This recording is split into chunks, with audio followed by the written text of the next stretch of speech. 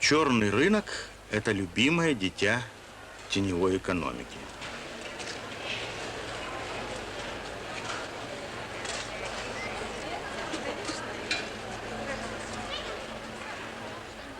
Здесь белым днем находится то, чего не сыщешь в магазинах и с огнем.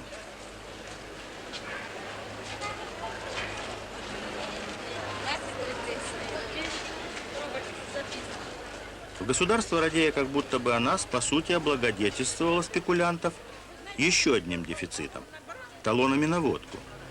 Кто же этот спекулянт? В Якутске это, как правило, местный житель. Мужчина в возрасте до 30 лет со средним образованием. Может быть рабочим, служащим, учащимся или не имеющим работы.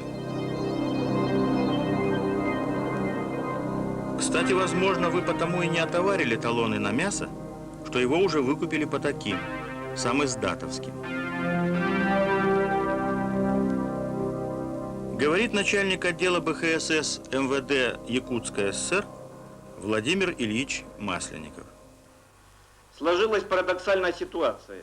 Имеется факт извлечения нетрудовых доходов в чистом виде, а санкций за это деяние в правовых нормах нет. Вот и лежат изъятые талоны, а лица, изготовляющие их и распространяющие, не несут никакой ответственности. По данным БХСС за первый квартал 1989 года населению города было реализовано 205 тысяч талонов, отпечатанных подпольно.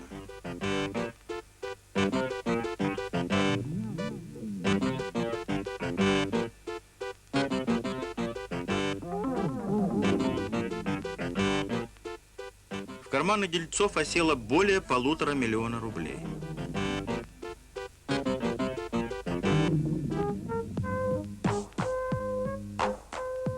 Этих корабейников взяли за спекуляцию на других дефицитах.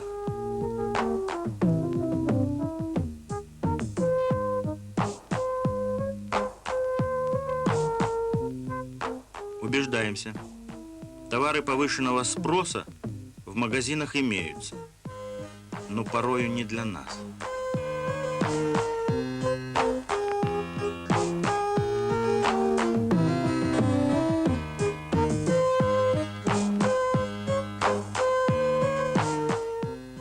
Пока не будет отлажен общественный контроль, мы будем бегать со своей некооперативной зарплатой в поисках шампуня, зубной пасты и многого другого.